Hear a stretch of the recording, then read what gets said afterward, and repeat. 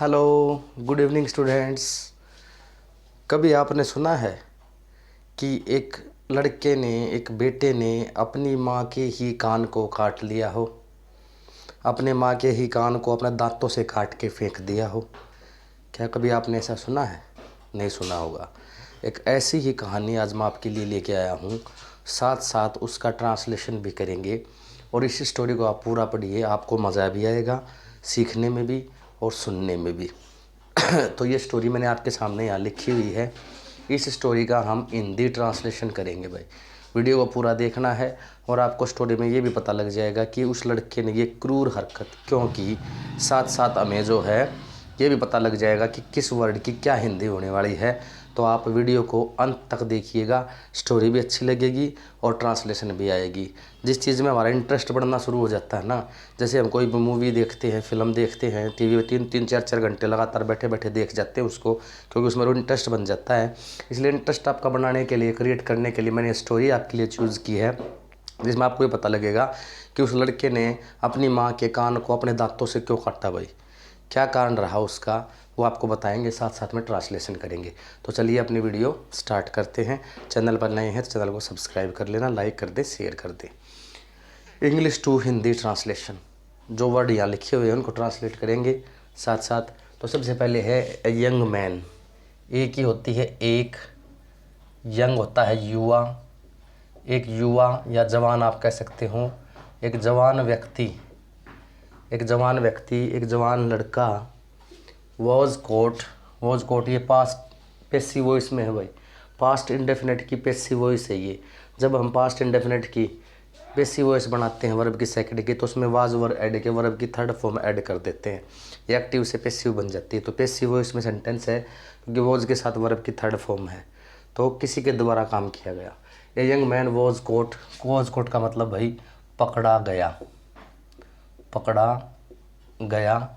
Stealing होता भाई चोरी करते हुए, पकड़ा गया चोरी करते हुए, चोरी करते हुए। एट पर एक ज्वेलर शॉप, सुनार की दुकान पर, या ज्वेलर की दुकान पर, सुनार की दुकान।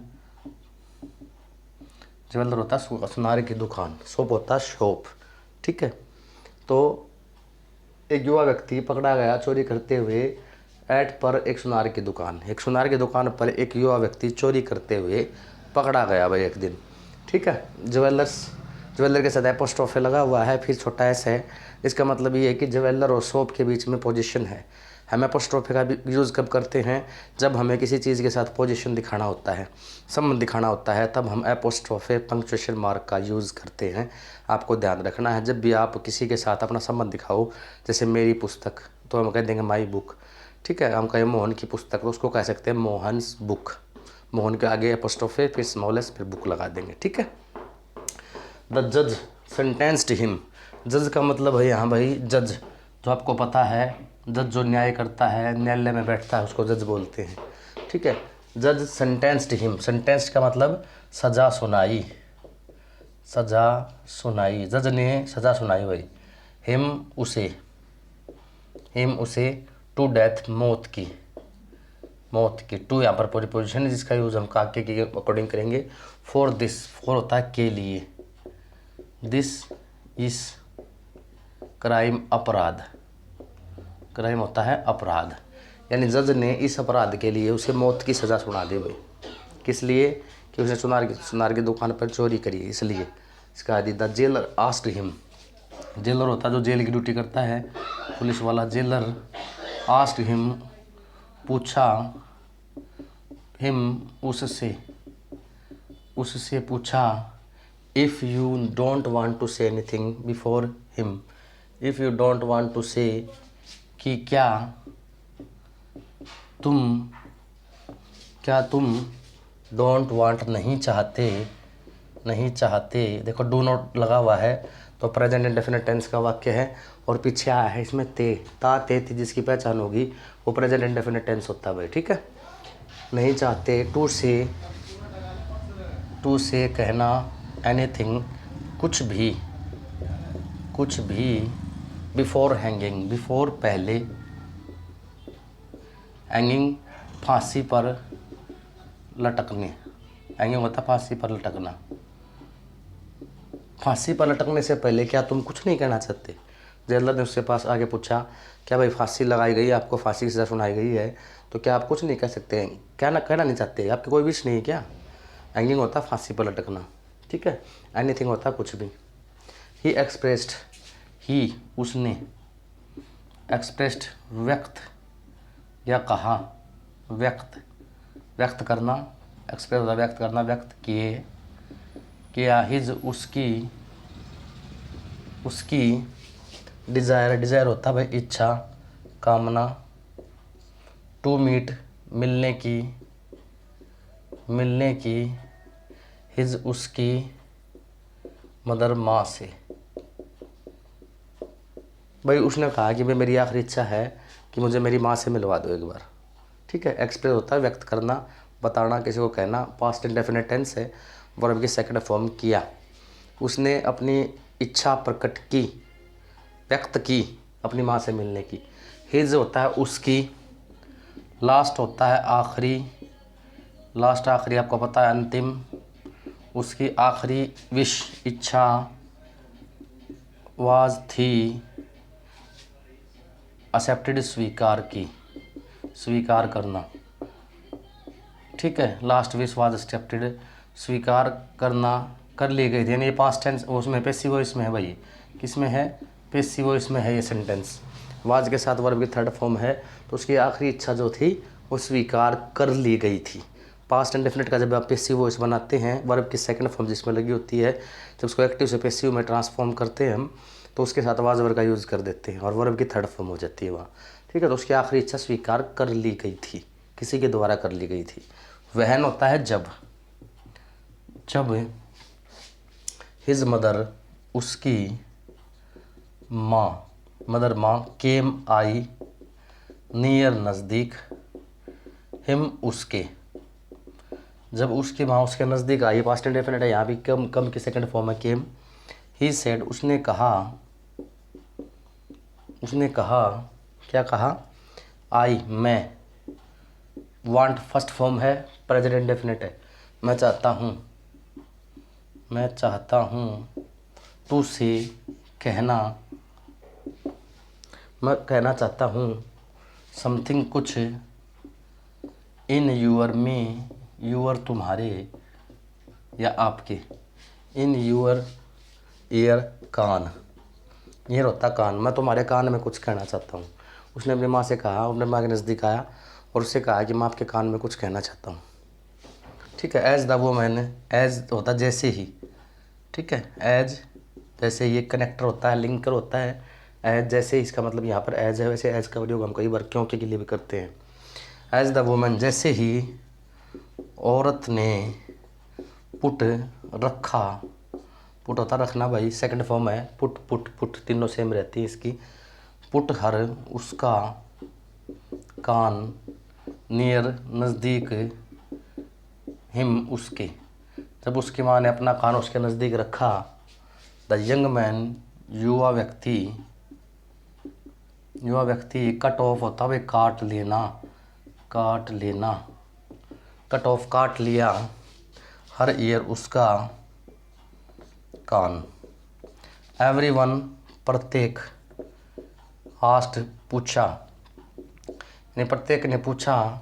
Y did you do such a cruel act, वाहे क्यों, डिड का मतलब किया, पास्ट इंडेफिनिट की फॉर्म है भाई, इंट्रोगेटिव सेंटेंस है।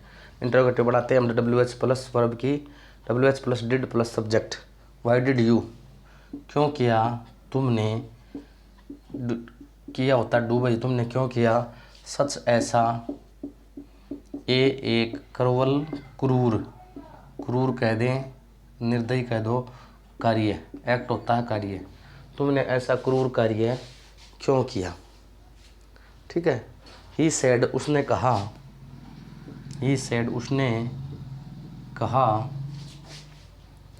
कि, छोटी की मात्रा की, वहन जब, आई मैं, यूज्ड टू स्टील होता है चोरी करता था, जब मैं चोरी करता था। यूज्ड टू होता है मॉडल मॉडल ऑक्सिलरी जो होता है प्राय करने वाले काम के लिए यूज़ करते हैं हम, हमारी आदत के लिए यूज़ टू का प्रयोग करते हैं। जब किसी की आदत बतानी हो पास्ट की तो उसमें यूज टू लगाते हैं मॉडल, ध्यान रखना। यूज टू स्टील, चोरी करता था, ये पूरा हो गया यहाँ तक। एज ए चाइल्ड, एक बच्चा था, एक बच्चे के रूप में, एज के रूप में, एक बच्चे के रूप में जब मैं चोरी करता था। इंस्टेड ऑफ होता भाई के बजाय, के बजाय। गेटिंग एंग्री होता है गुस्सा होना, गेटिंग एंग्री गुस्सा होना। यानी जब मैं बचपन में चोरी किया करता था, जब मैं छोटा बच्चा था, तो गुस्सा होने की बजाय एट मी, मुझ पर, एट होता प्रीपोजिशन पर, मुझ पर। She use to help, she use to help, वह यूज टू हेल्प का मतलब वही सहायता करती थी, मॉडल है यूज टू, सहायता करती थी। एंड से, और कहती थी कि रेस्ट एश्योर्ड, रेस्ट एश्योर्ड का मतलब होता है भाई निश्चिंत रहो, निश्चिंत रहो। नो वन, कोई भी, विल नो, विल होता फ्यूचर इंडेफिनिट जाने का, नो वन का मतलब होता है भाई कोई भी नहीं, कोई भी नहीं, नो वन, विल नो जान पाएगा, ठीक है। पाएगा मतलब गा गी है पीछे, फ्यूचर टेंस है ना, विल का यूज़ कर दिया यहाँ, कोई भी नहीं जान पाएगा, निश्चिंत रहो। दैट इज़ वाई, यही कारण है कि, दैट इज़ वाई का मतलब होता है यही कारण है कि I am being hanged today, कि मुझे, एम बीइंग हैंग्ड, ये पैसिव वॉइस है प्रेजेंट कंटिन्यूअस का, इसे हमारे लगी हुई है साथ में बीइंग यूज़ करते हैं हम, तो एक्टिव से पैसिव बनाते हैं प्रेजेंट कंटिन्यूअस का, चाहे past perfect continue sorry past continuous है, फ्यूचर कंटिन्यूअस को चेंज करते ही नहीं पैसिव वॉइस में। प्रेजेंट कंटिन्यूअस को पास्ट कंटिन्यूअस को चेंज करते हैं तो इनके साथ बीइंग लगा देते हैं जो हेल्पिंग वर्ब होती है। तो प्रेजेंट कंटिन्यूअस में एग्जाम कार के साथ बीइंग लगा दिया। इस यही कारण है कि मुझे टुडे, आज, हैंग्ड, लटकाया जा रहा है, ठीक है भाई। यही कारण है कि मुझे आज फांसी पर लटकाया जा रहा है भाई, हैंग्ड होता फांसी पर लटकाना, ठीक है। तो ये कहानी थी भाई। उसने कहा कि भाई मेरी माँ ने अगर मैं बचपन में रोक देती मुझे तो आज मैं ये काम ना करता और मैं शायद फांसी पर भी ना चढ़ता। तो मेरी माँ ने बचपन में मुझे कहा ना, नहीं कभी भी, कहती रही कि भाई करते रहो, कोई नहीं, किसी को नहीं पता लगेगा, चोरी करते रहो। मेरी आदत जो थी पनपति गई, ज़्यादा बड़ी हो गई और इसे कारण किया मैं फांसी मुझे तोड़ा जा रहा है, फांसी पर लटकाया जा रहा है। इसलिए उसने क्या किया, अपनी माँ को नज़दीक बुलाया और उसके कान को काट लिया, ताकि उसे आभास हो कि ये जो हुआ है ये आपकी वजह से ही हुआ है। अगर बचपन में आज मुझे आप रोक देती तो ऐसा मैं कभी भी ना करता, ठीक है भाई। ये स्टोरी के साथ साथ मैंने आपको ट्रांसलेशन बताई। स्टोरी अच्छी लगी हो, पढ़ाने का तरीका अंदाज अच्छा से लगा हो तो कृपया चैनल को लाइक, शेयर और सब्सक्राइब कर दें, ताकि ये वीडियो आप तक पहुंच सके सबसे पहले। आगे भी ऐसी वीडियोज़ मैं आपके लिए लाता रहूँगा और आपको इंग्लिश सिखाता रहूँगा। टेंस हमारे चल ही रहे हैं और कोई दिक्कत हो तो आप कमेंट कर सकते हैं। Thank you, have a nice day, thank you.